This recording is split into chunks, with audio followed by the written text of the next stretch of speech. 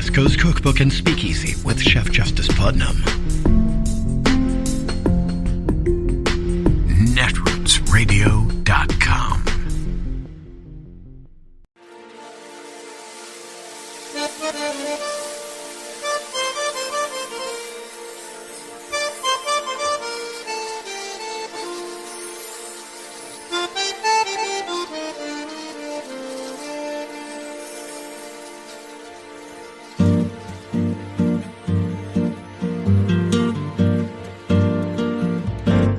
Je voudrais du soleil vert, des dentelles et des théères, des photos de bord de mer, dans mon jardin d'hiver. Je voudrais de la lumière, comme en Nouvelle-Angleterre. Je veux changer d'atmosphère, dans mon jardin d'hiver. Ma fleur sous la pluie de novembre, tes mains qui courent, je n'en peux plus de t'attendre. Les années passent, il est loin, là je tombe. Nul ne peut nous entendre. Je voudrais du Fred Astaire, revoir un latte. We have a lot of legal news to cover in cases that could make Donald Trump a criminal defendant in Manhattan, Washington, D.C., and Atlanta. But tonight, let's begin with what you should not be worried about.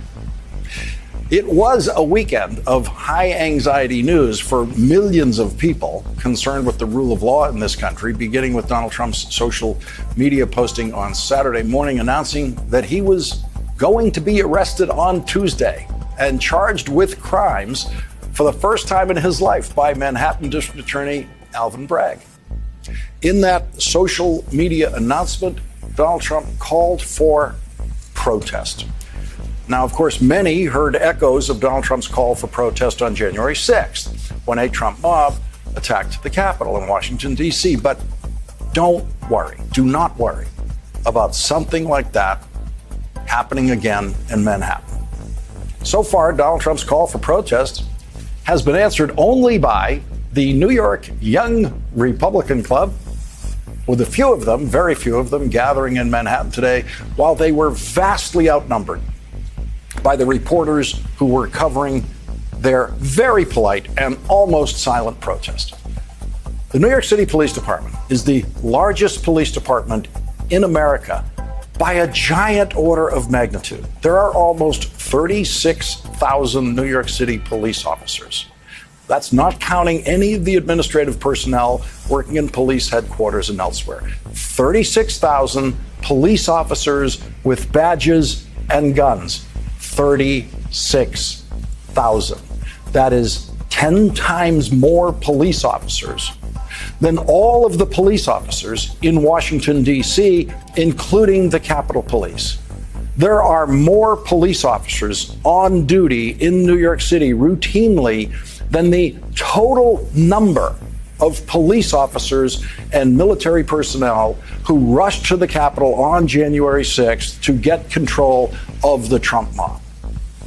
The courthouse in Manhattan is actually much easier to protect than the Capitol in Washington, D.C., because its perimeter is much smaller, and the New York City Police can easily close off access to the area by blocking streets. But they will probably never have to do that, because 1,000 of the most violent Trump supporters in America are already in prison or in jail awaiting trial or under arrest for their attack on the Capitol, and none of them are coming to Manhattan. None of them. Many of them, at their sentencing hearings, have told federal judges under oath that they were lied to by Donald Trump, and that's why they were going to prison. The mothers of fanatical, potentially violent Trump followers all over America tonight are telling their crazy kids that they will go to prison in the state of New York with no hope of ever being pardoned by an elected Trump if they try something crazy in Manhattan. New York City Police Department has handled the largest protests this country has ever seen. 400,000 people turned out in Manhattan alone the day after Donald Trump was inaugurated to protest the Trump presidency, and the NYPD handled that protest virtually without incident. That was part of the single largest protest in the history of the world that day, with protests against Donald Trump's presidency all over the world, in every state of the union.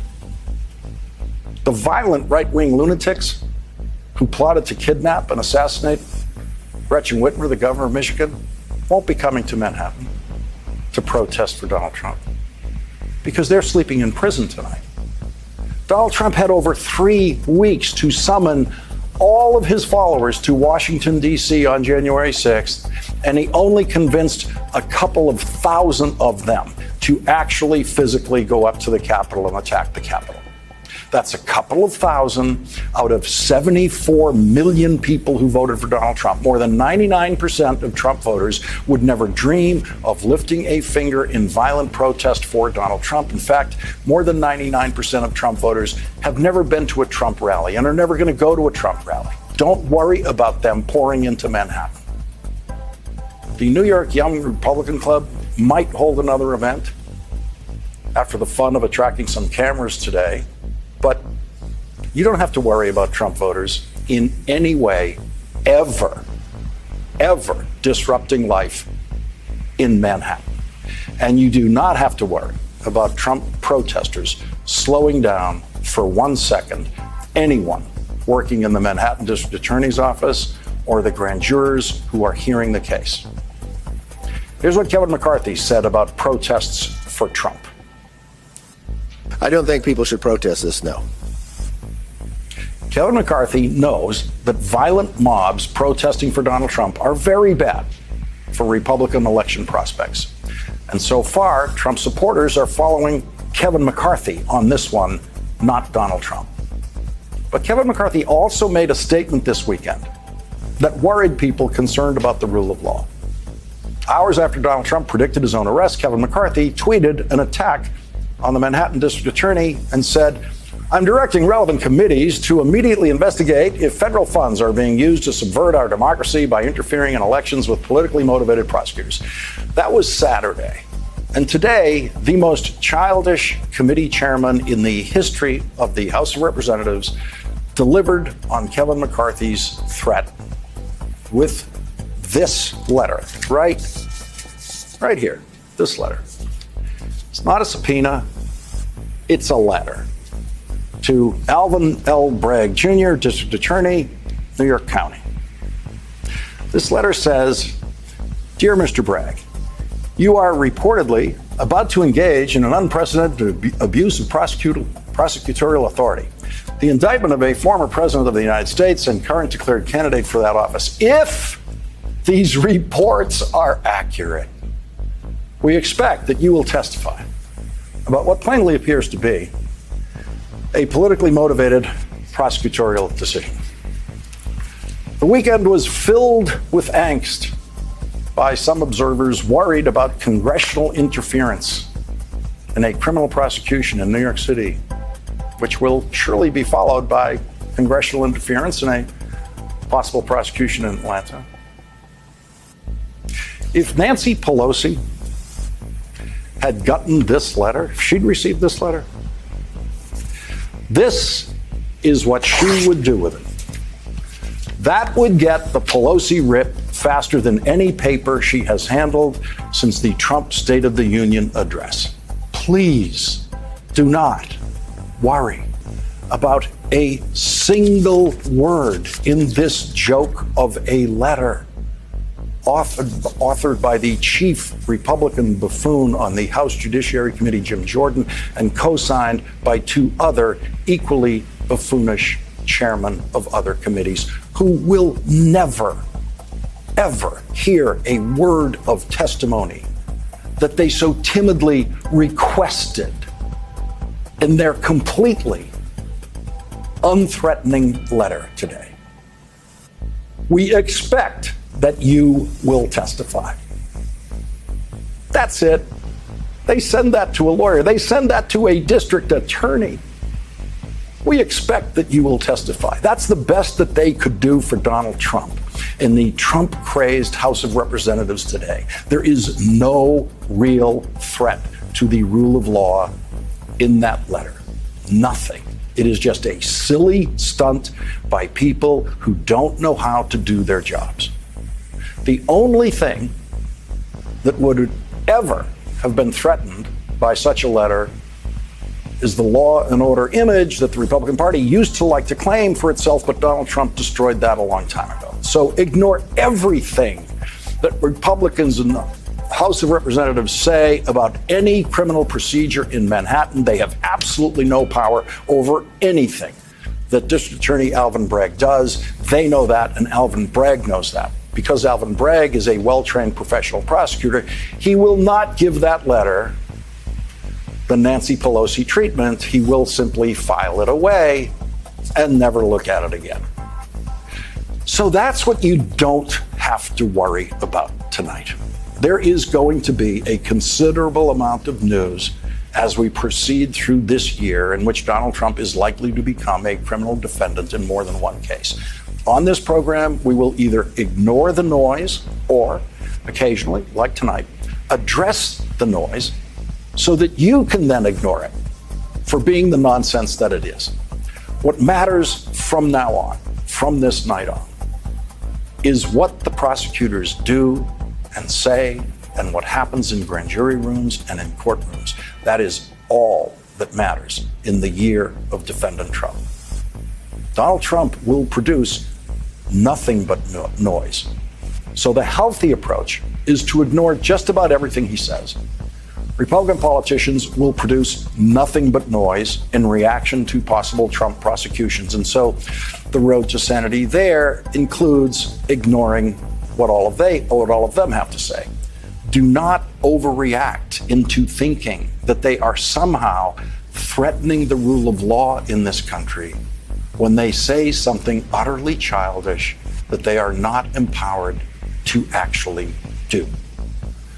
I may have to issue this sort of reminder from time to time as we proceed through this year, but as of tonight, I can tell you the only people who should be worried about what is happening in grand jury rooms in Manhattan and Atlanta and Washington, D.C. are Donald Trump and anyone who has in any way aided and abetted Donald Trump in the commission of crimes. If you're not one of those people, then you can sit back and watch these cases unfold.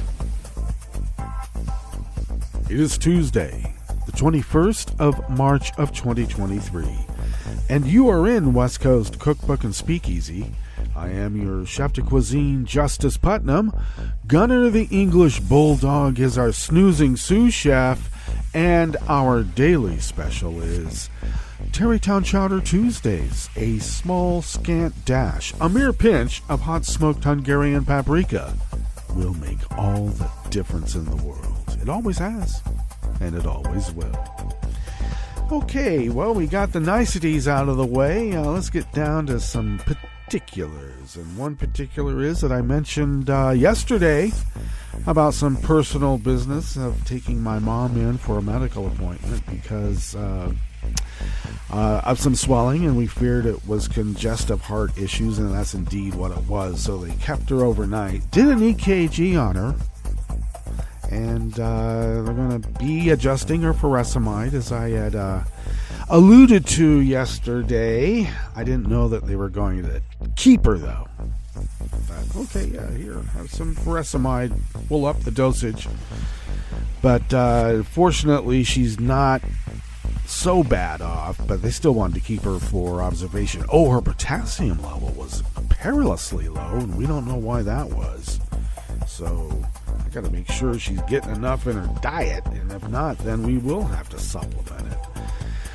Which I got to tell you, I have sort of an aversion to supplements because I don't know if they've ever been tested as a peer review, and as far as I can tell, they haven't. So lots of supplements have not. But regardless, they gave her, she called it a shot. I think they were giving her potassium in an IV. But hopefully they'll discharge her today, and maybe it'll be tomorrow. We'll find out more today about how that timeline will go. I did visit with her around dinner time, and she had actually quite a spread in front of her. Oh, that's the other thing. She has to have, like, no salt. And my mom is a salt fiend. So she can have an occasional, little bag of chips. Occasional, rarely, infrequently. But we'll have to make her food tasty without the salt. And I have to tell you, I know how. So anyway, she had quite a spread in front of her, and she was eating, which I consider to be a good sign. She did do her normal MO, which is she'll eat some, and then she'll say, I want to, box this up, or, keep this. So they let her keep her food, just they can't reheat it, but they put the little buffet top back on top of it, and that was all good. So she was a happy camper, and she's camping out at the hospital. And as I said, I hope I get to bring her home today. So yeah, I guess good news, not so good news when you think about it, because congestive, they call it congestive. My sister was calling it congestive heart failure, which sounds catastrophic, but it also denotes that, yeah, her heart is failing because of the congestion, and we've got to work on that. So, isn't life grand? Anyway, I did not sell any of this information as a third party, so I have not violated my mother's HIPAA rights. Please. What else is going on in the world? Well, here's some other news that I just discovered. Maybe I shouldn't divulge this. I don't know. Maybe I will. It's out there. But my grandson, Isaiah, was accepted to Lewis and Clark Law School on a 3-year scholarship. My God. I thought, when I heard scholarship, I thought, oh, that's great. We got a, $1,500 stipend, or, for writing an essay. No, this is, as they say, a full ride. Well, that was rather heartening, because law school ain't cheap. My God. So, okay. I don't know. Do you thank the gods? I don't know. I don't do that. But thank my grandson for being such a hard worker. I knew that he was doing well. I mean, he continuously scored, in the upper percentiles throughout his academic life from as a small child. And he seems to be somewhat, through his life, seems to be an achiever and thoughtful. And so this is, I guess, the result of that, the corroboration that everything we suspected was good. So good for him. He worked hard and he deserves it. And on a more, I guess, a personal note is that, wow, good. I can, because like I said, law school ain't cheap. Am I wiping my brow going, woo? Kinda. But wow. So good for him. And he has expressed interest in being a public defender. And, I kind of chalked it off as being, it's the idealism of youth or whatnot. But we have a dearth of public defenders in the state, and he might be the kind of person to revamp that whole program here in this state so that we have public defenders for the people who need them. That might be interesting. I'll keep track of that and let you know. Okay, Well, we do have a full store of news items for you, and I think they sort of touch upon a bit of what we would be ranting about today. You'll have to excuse me, I'm a bit discombobulated because of my mom's condition. I didn't know they were going to keep her. Damn them. But good anyway. They got her tied up to tubes, filling her with the potassium that she needs. And but nonetheless, rather than continue on a stream of consciousness rant, we did construct a bit of a show here today for you that might encompass, points about a rant that would go on normally, plus a little bit more, because that's what we do.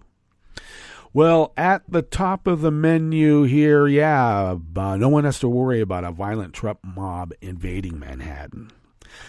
Now, I got to tell you, Lawrence gave a number of, 30-some-odd thousand New York Police Department personnel? I got to say, not all of them would necessarily go out there and, defend against the Trump mob if they ever showed up. But a sizable number would. So I think that the NYPD cops that would go, we get to crack heads and get paid overtime. Let's go. It's a tradition. So you don't have to worry about a Trump mob invading Manhattan. I never thought that was possible to begin with. But hey, they floated it out there. On the rest of the menu, Los Angeles schools will close as district workers begin a 3-day strike starting right now. Philadelphia announced a $9.25 million settlement with hundreds of people over the police response to the George Floyd protests, and I should say extrajudicial unconstitutional response. And Minnesota is moving to fortify its state status as an abortion refuge. Well, good. After the break, we move to the chef's table, where a former United States military pilot accused of training Chinese aviators, against our rules, by the way, was lured from China to Australia as part of a U.S. plan to extradite him. And his lawyer is presenting that as about like a bad thing. Okay, well, go ahead. And the France Council of State ordered the government to better protect endangered dolphins and porpoises. All that and more on West Coast Cookbook and Speakeasy. Bon appetit.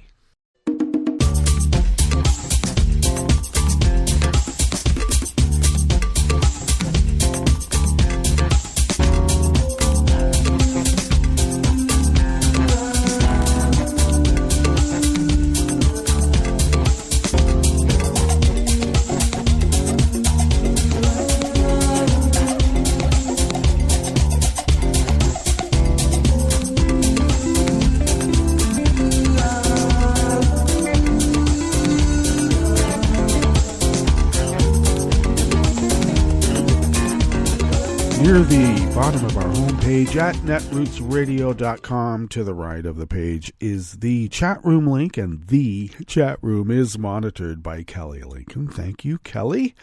To the left, across the page from that chat room link, near the bottom of our homepage at netrootsradio.com, just go down a tad.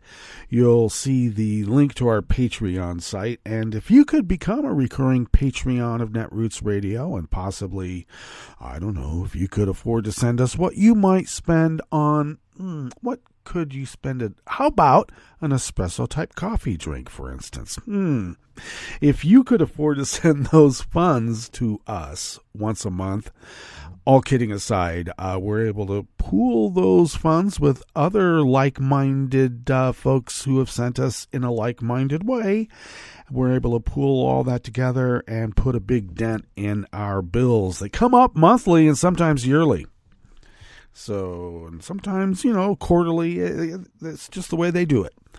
But without your help, we wouldn't be able to continue this powerhouse of resistance as we have for over a dozen years now. My God. Well, we made a mission statement, and we're living by it. And so thank you for allowing us to fulfill our civic duty as the founders originally intended so many, many years ago. If you would like to follow Netroots Radio on Twitter, Mastodon, and Spoutable, you can do so by going to @Netroots Radio at those different sites. And Tom takes care of that, and thank you, Tom. Follow me on Twitter, Mastodon, and Spoutable at Justice Putnam. Now, folks who have been here for a while know that 10 minutes before showtime, I post the show notes and links diary on Daily Co's, and you can find the show notes and links diaries and that specific diary for today by going or finding, the links that I put up there on those different social media platforms, or just go to Daily Co's itself and find me. Just try. But anyway, the show notes and links do take you to the original articles that we like to riff off of here in this salon we call West Coast Cookbook and Speakeasy. And you can follow the show on Twitter at Cookbook West, and most importantly, do pick up podcasts by way of Spreaker, Stitcher, TuneIn, iHeart, YouTube, iTunes, etc., etc., etc. Okay. Also, the Justice Department Music Sound Frontier. If you want to have a little bit of change of pace, well, you can do that also. Find that. I do that once a week, Sunday nights. Put it out there for you to listen later.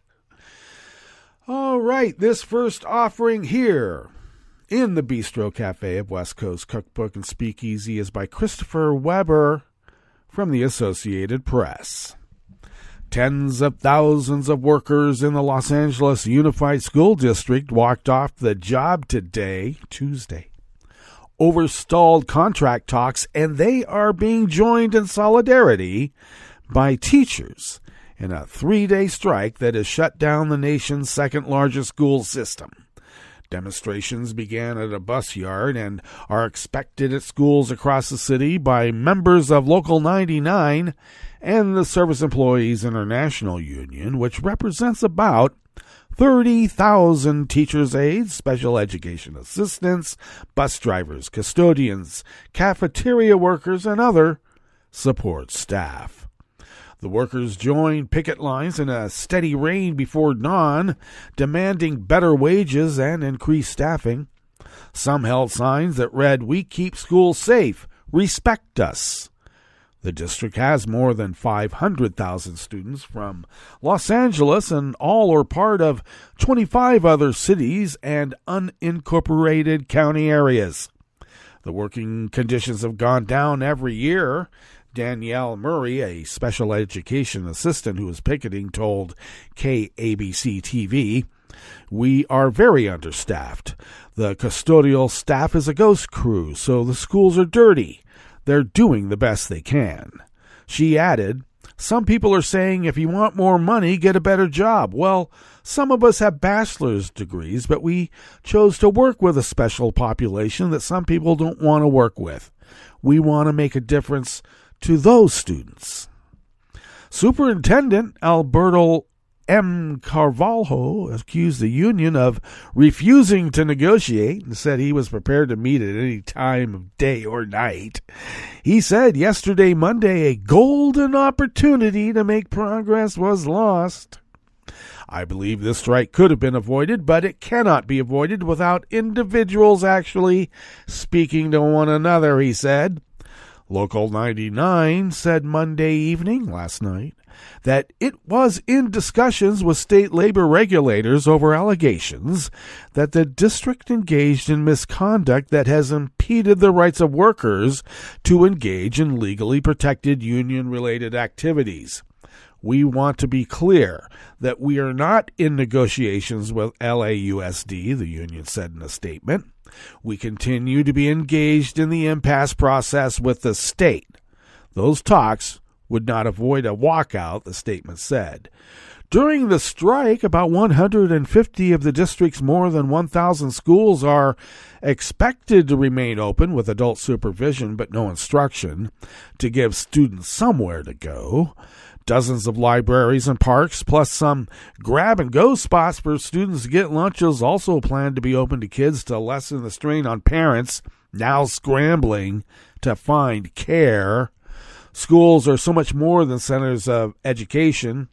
They are a safety net for hundreds of thousands of Los Angeles families. Los Angeles Mayor Karen Bass said in a statement yesterday, "We will make sure we do all we can to provide resources needed by the families in our city." Workers, meanwhile, said striking was the only option they had left. Instructional aide Marley Ostro, who supports the strike, said she's long overdue for a raise. The 67-year-old was hired nearly 2 decades ago at $11.75 an hour, and today she makes about $16. That isn't enough to keep pace with inflation and rising housing prices, she said. And meanwhile, her duties have expanded from 2 classrooms to 5.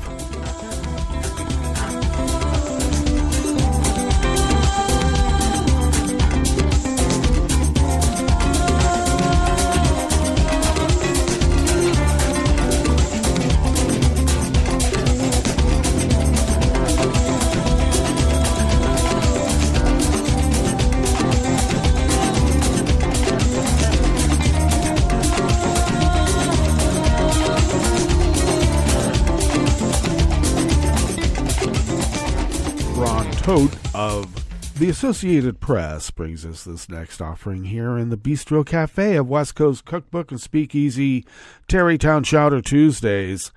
Philadelphia officials announced a $9.25 million settlement yesterday, Monday, with hundreds of people over several lawsuits challenging the police response to the protests and civil disorder in 2020 after George Floyd's death at the hands of Minneapolis police. Officials said the money will be distributed among 343 plaintiffs in connection with police actions during the protests that erupted in West Philadelphia and along Interstate 676 in the city center that spring. In addition, a grant will provide $500,000 to $600,000 for mental health counseling for West Philadelphia residents. Videos of Philadelphia police firing tear gas on June 1st, 2020 at dozens of protesters trapped on I-676 by SWAT team members on both sides, many unable to retreat to an on-ramp and clambering to get up a steep embankment and over a concrete wall and fence, were spread widely on social media. Attorneys suing over events the day before in and around a West Philadelphia business corridor that is the heart of a predominantly black neighborhood said witnesses reported residential communities turned into a war zone, with tanks traveling on side streets, chasing residents into their homes, and indiscriminately firing canisters of tear gas at them. Mayor Jim Kenney and Police Commissioner Danielle Outlaw faced harsh criticism in 2 audits of the planning and response to the protests, which included multiple clashes, the burning of police cars, and instances of opportunistic thefts and vandalism in business districts. One review cited failures in planning that researchers said led to short staffing, emotional responses from officers, and sometimes excessive use of force. Sometimes. Kinney told WCAU-TV he hoped the settlement would continue the healing process following the pandemic, racial injustice, civil unrest, and Donald Trump's presidency. We've been through the ringer, and if this can bring us to a point where we can continue to heal, it's worth it, Kinney said. Outlaw said yesterday, Monday, had called the mass demonstrations in Philadelphia and across the nation following Floyd's death unprecedented in scope, but said her department was a learning organization. Oh, you're going to learn along the way by cracking a few heads. Officials said the city 2 years ago ended its participation in a federal program that allows distribution of surplus military equipment to state and local law enforcement agencies. Shortly afterward, all the equipment received under the program was returned, a city spokesman said. There should be no place for militarizing a police department that is supposed to serve its citizens, Attorney Charles McLaren of the NAACP Legal Defense Fund said yesterday on Monday.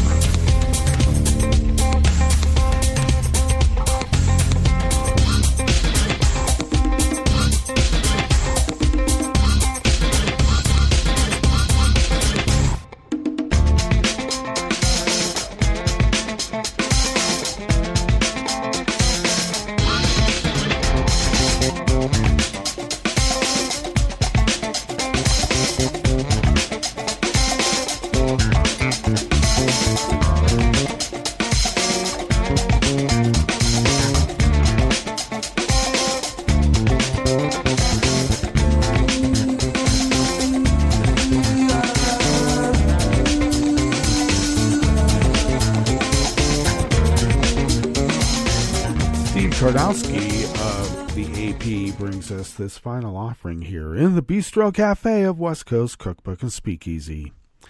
Minnesota is moving to fortify its status as a refuge for patients from restrictive states who travel to the state to seek abortions and to protect providers who serve them. The State House yesterday, Monday, passed a bill by a 68 to 62 vote to prohibit enforcement in Minnesota of laws, subpoenas, judgments, or extradition requests from other states against people who get, perform, or assist with abortions in Minnesota. The Senate version passed its first committee test last week.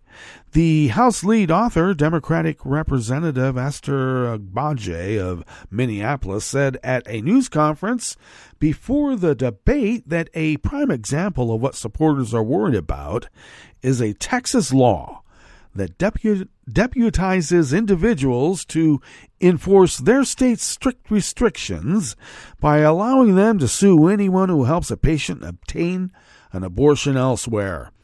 Democratic House Majority Leader Jamie Long of Minneapolis said the bill is needed because Texas-style legislation has been introduced in several states that could put Minnesota providers at risk, as well as residents who might help relatives or friends who come to Minnesota for abortions just by picking them up at the airport. Before the Dobbs decision last summer, I'd often care for patients from nearby states like the Dakotas or Wisconsin, said Dr. Sarah Trexler, Chief Medical Officer at Planned Parenthood North Central States, which performs 70% of the abortions in Minnesota. But now, for the first time ever, I regularly care for patients from Texas, Alabama, Wyoming, Oklahoma, Louisiana, and the list goes on and on, she said.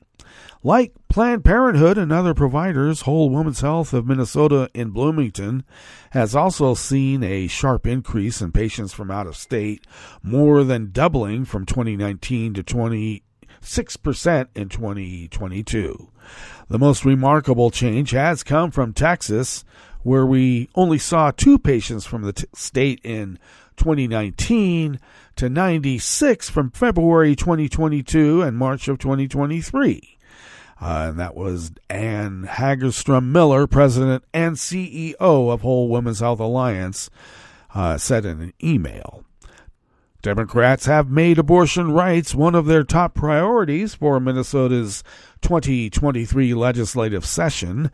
They won a 1-seat majority in the state Senate in the November elections while maintaining a wider hold on the House to wind up with pro-choice majorities in both chambers. Democratic Governor Tim Walz signed a fast-track bill in January to enshrine in state statutes abortion rights that had been protected under a 1995 Minnesota Supreme Court decision. Well, that brings us to our break, and why don't we? And when we get back from that break, we will go through weather from around the world, and we will finish up with the stories that we've curated for you today. You are listening to West Coast Cookbook and Speakeasy, and we will be right back. You are listening to netrootsradio.com. Please hang up and try again.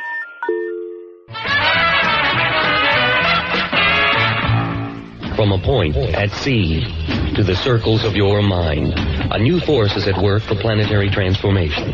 New radio for a new Earth.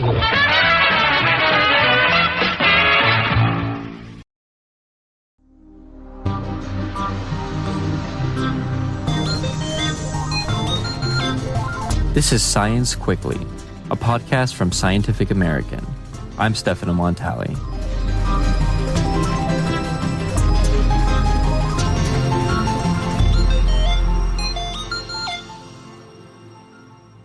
If I asked you to visualize, say, Harry Potter, you'd probably have no problem picturing him in your mind. A teenage wizard with black hair, glasses, a thunderbolt-shaped scar on his forehead, and a wand in his hand. It would almost be as if you were pulling up a photograph in your head. This ability to visualize is often called the mind's eye, and most people would say it's as inherent as breathing. But it turns out that's not quite true. Estimates say about 1% of the population live with an extreme form of a condition called aphantasia. Those who have it can't visualize anything in their head. So when they try and imagine, think about what an apple looks like, it's just nothing. It's black on black. For example, when I think about an apple, I can capture a conscious experience of an apple. I can see the stem, I can see a leaf, I can see a drop of water on there. It's not like holding an apple in my hand, but I have an experience of an apple. Joel Pearson is a professor of cognitive neuroscience and director of the Future Minds Lab at the University of New South Wales in Australia. He's been studying mental imagery, including in the context of aphantasia and cognition, since 2008. One of the main questions, he says, has always been finding a way to accurately measure it. Back then, almost no one, there was only a few people studying visual imagery because it was so hard to measure, right? It was just questionnaires and maybe an interview. The problem with questionnaires is that you and me could both imagine an apple and our imagery could be exactly the same, but I might rate it a 4 and you might rate it a 1, right? Even though we consciously, internally experience the exact same thing, or vice versa. Maybe we have totally different imagery and both rate it as 2. So that's kind of the inherent problem of metacognition when it comes to questionnaires. So a lot of what we do at Future Minds Lab is trying to develop new ways of measuring the mind, objective, reliable ways, like a microscope for the mind or a blood test to measure the mind. One of the lab's experiments explored how a lack of mental imagery affects the way people with aphantasia respond in a hypothetical stressful situation. We did another experiment, which was having people come into a dark room and read these scary stories on the screen.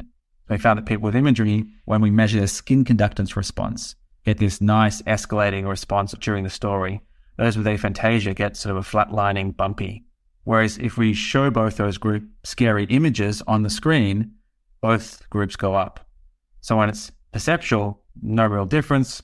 When it's words on the screen, a role for mental imagery, there's a clear difference. Building on this research, Pearson and his team then recruited people with aphantasia from the Sydney, Australia area to come to the lab for another experiment. This time, he asked the participants to imagine a dark object and then a light one. Your pupil contracts when you're imagining the bright thing, just like it does if I look up at the light. People with imagery, the pupil is different in the light condition. No imagery with aphantasia. There's no real difference there. For a person to be able to volunteer for this type of experiment, they first have to realize that they have aphantasia. But how do you know that you can't visualize if you don't even know that other people can? Quite often, Pearson says the epiphany takes place in a meditation class. The teacher will be saying, now picture this and picture that, and I'll be getting more and more frustrated saying, they keep saying that. What do they mean? I can't picture that. I compare it to people discovering they're colorblind. They just don't know what they're missing until someone describes somehow the vivid experience of color. Then they go, oh, wait, what? On a brighter note, though, there are many successful creative people that live with the condition.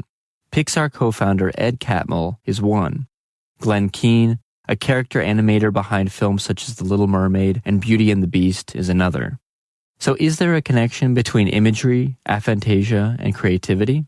I had lots of emails from people saying, oh my God, I've realized I have aphantasia. That's why I'm not creative. In fact, we're running a creativity study now here in Future Minds. And again, the data does not support any difference in creativity measures for those with aphantasia. So even though people tend to sort of have some intuition, they think that there should be a lack of creativity in aphantasia, the data just doesn't support that so far. Living without mental imagery might seem like a disadvantage, but Pearson says there are benefits as well, especially in terms of those living with anxiety disorders such as post-traumatic stress disorder or PTSD. All the data we have so far suggests that the more vivid your imagery is, the more prone you are to develop PTSD after a trauma. Things around anxiety are going to be different and less without imagery. But what about good memories? Do they stick around? Pearson says yes, just in a bit of a different way. That can take on a number of different semantics, ideas, concepts, spatial locations, emotions, and sometimes different senses. You can break aphantasia up into multisensory aphantasia, so it's blind across all the senses, or pure visual aphantasia. So why people's lifelong memories have less details if they have aphantasia, they're still there. It's not catastrophic. The memories aren't lost. Thanks for listening. For Scientific Americans, Science Quickly, I'm Stefano Montali.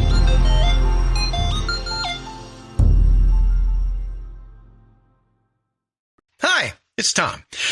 Could we humbly suggest your donation to netrootsradio.com? All we've got to run this 24-hour powerhouse of progressive resistance radio is what comes out of our own wallets. And you are our biggest donor. And it doesn't take much, $3, $5. Just go to the bottom of our netrootsradio.com page and hit our secure donate button.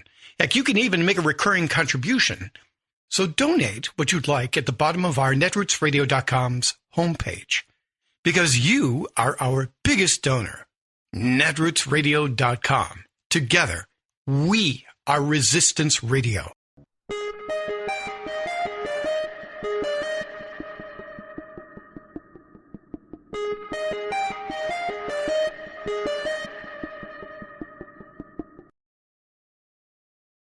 In a mental health emergency, why are only the police called and not mental health professionals? I'm Bill Newman, and this is the Civil Liberties Minute.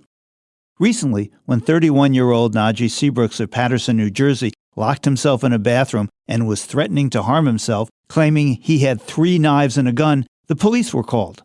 As reported in the New York Times, during the hours-long ordeal that followed with Seabrooks in a bathroom and the police outside the door, Seabrooks was texting members of a harm reduction collective that he had been working for.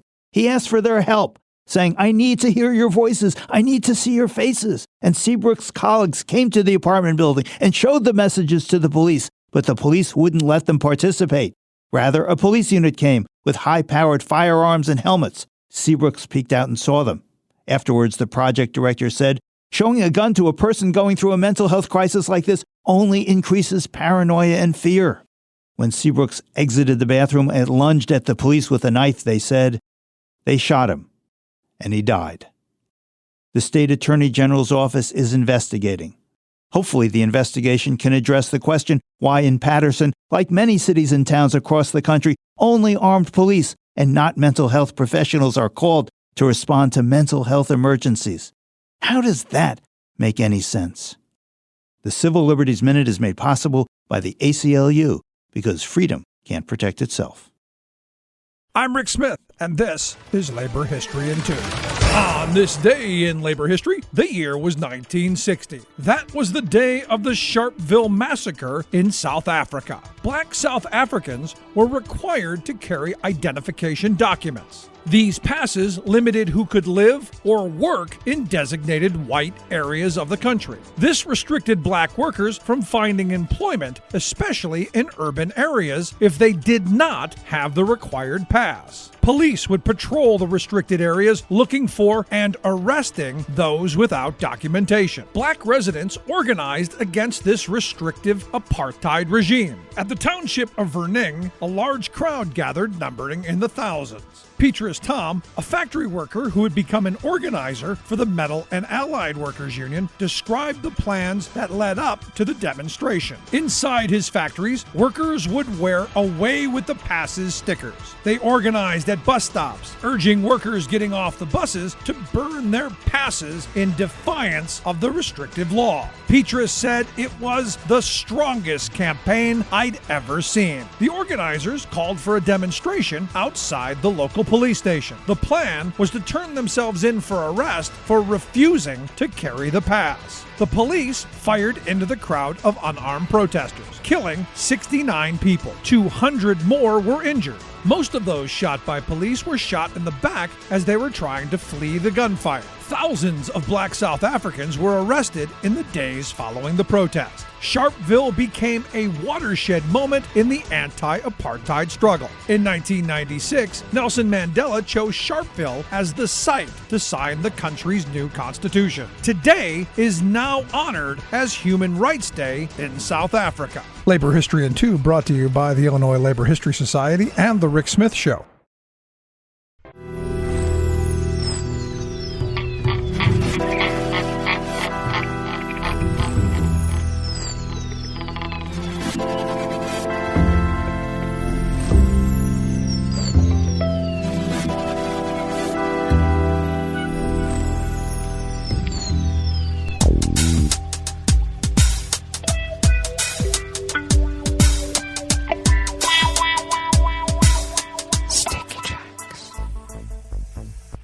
Thank you for accompanying us here to the Chef's Table at West Coast Cookbook and Speakeasy. Tarrytown Chowder Tuesdays, we always begin weather from around the world along the banks of the Rogue River in the Rogue River Valley of Southern Oregon, on the west coast of the continental United States of America, where it is currently 29 degrees Fahrenheit. Expected to be a tad warmer today. They're saying that we're going to be in the mid-60s. Well. Mostly cloudy skies. A bit foggy at the moment, and winds will be out of the east-northeast at 5 to 10 miles per hour. A few clouds overnight. Lows in the low to mid-30s. Winds light and variable, and then increasing clouds tomorrow with showers arriving sometime in the early morning or in the late morning. Highs in the mid-50s, winds out of the west-northwest at 5 to 10 miles per hour, and it looks like we're going to get about a quarter inch of rain from noon until Thursday, with more rain and even snow in the forecast in the days and the days and the days ahead. Pollen supposedly is rated as none here in the little hamlet of Rogue River. The air quality index is good for the region at level 31, or 31 parts per million, The daytime UV index is in the moderate range and has actually ticked up a couple of ticks to level 5. Barometric pressure is falling at 29.69 inches. Visibility is at a half mile, and relative humidity is at 95%. Weather from around the world is brought to you by a crowd of crowdsourced weather stations that a crowd crowdsources from around the world, and that is known as the Weather Underground. London is 56 degrees and cloudy. Paris is 59 degrees and cloudy. Rome is 64 and partly cloudy. Kyiv is 57 and mostly cloudy. Kabul is 51 degrees and clear. Hong Kong is 75 and partly cloudy. Tokyo is 59 and mostly cloudy. Sydney, Australia is 67 degrees and merely cloudy. San Francisco, California is 48 degrees with rain. And New York, is 55 degrees Fahrenheit and sunny. And that is weather from around the world, brought to you by a crowd of crowdsourced weather stations that a crowd crowdsources from around the world.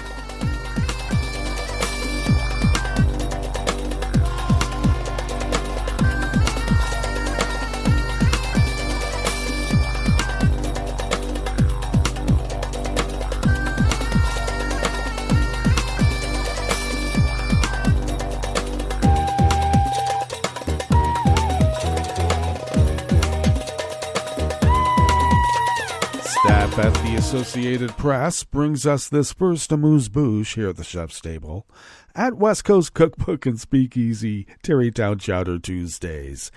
A former United States military pilot accused of training Chinese aviators could have been lured from China to Australia as part of a U.S. plan to extradite him to his homeland, his lawyers said yesterday, Monday. In a 2016 indictment from the U.S. District Court in Washington, D.C., unsealed late in 2022, prosecutors say Daniel Dugan conspired with others to provide training to Chinese military pilots in 2010 and 2012, and possibly at other times, without applying for an appropriate license. Prosecutors say Dugan received about 9 payments, totaling around 88,000 Australian dollars, which is $61,000 U.S., and international travel from another conspirator for what was sometimes described as personal development training. Boston-born Dugan, age 54, has been in custody in Australia since October and appeared in a Sydney court yesterday. Was in court by a video link yesterday from a prison cell for a brief hearing about a U.S. application to extradite him.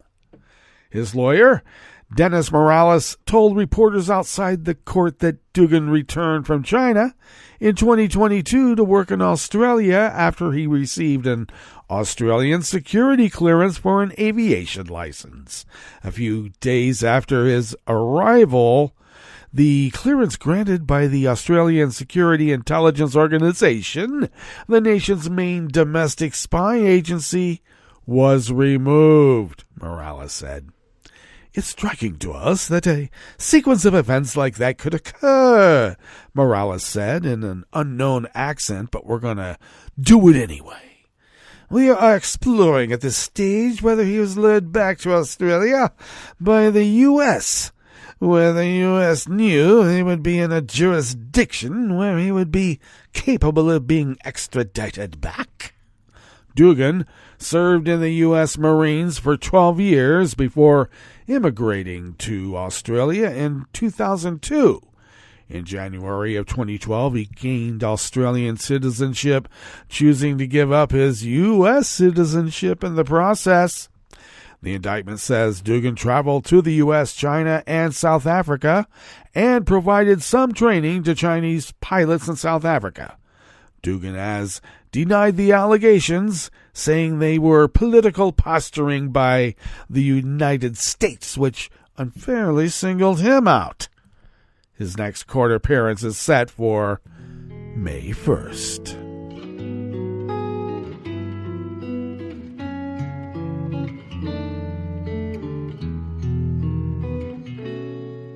Je te donne c'est mon amour pour la vie entière. La promesse de me trouver à tes genoux. Aussitôt que tu m'appelles, rester toujours fidèle. C'est tout, c'est tout. Je te donne tous mes printemps, mes étés de mer, mes automnes quand les feuilles tombent partout. Si ce n'est pas une bonne affaire, je te donne tous mes hivers. Thomas Adamson of the Associated Press brings us this final amuse-bouche here at the Chef's Table at West Coast Cookbook and Speakeasy.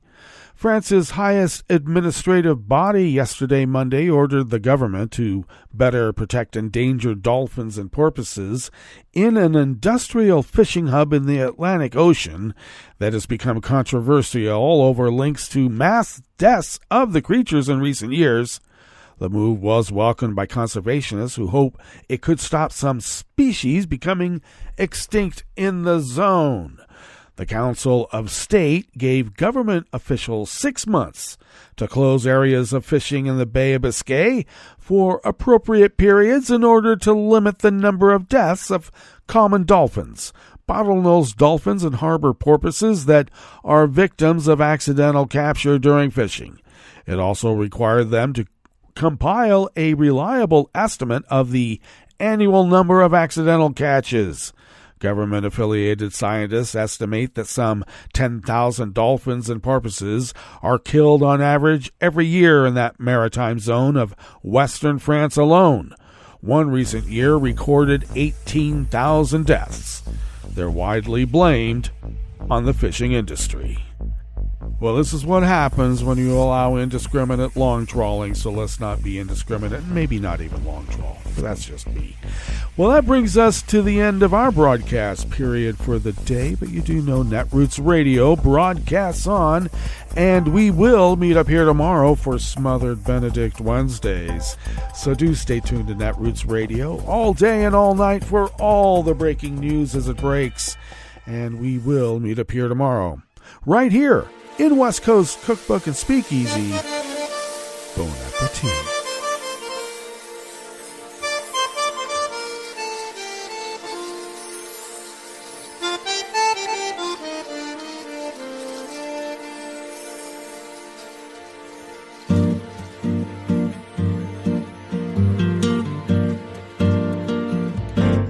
Je voudrais du soleil vert, des dentelles et des théières, des photos de bord de mer, dans mon jardin d'hiver.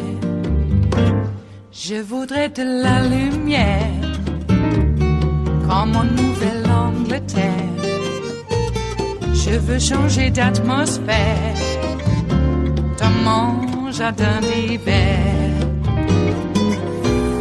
Ma robe à fleurs, sous la pluie de novembre, tes mains qui courent, je n'en peux plus de t'attendre. Les années passent, qu'il est loin, là je tombe. Nul ne peut nous entendre. Je voudrais du Fred Astaire, revoir un latte Goël. Je voudrais toujours te plaire dans mon jardin d'hiver. Je veux déjeuner par terre, comme au long de golfe clair, t'embrasser les yeux ouverts dans mon jardin d'hiver.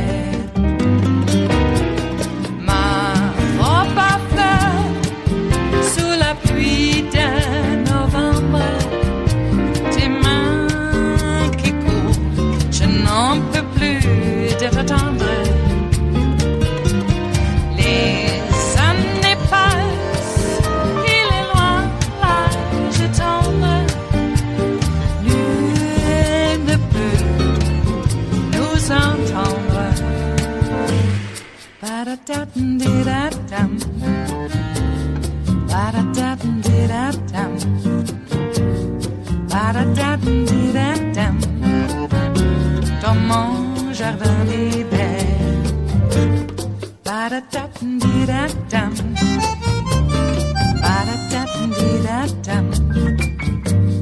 Ba-da-da-dum-di-da-dum. Dans mon jardin d'hiver. Dans mon jardin d'hiver. Dans mon jardin d'hiver.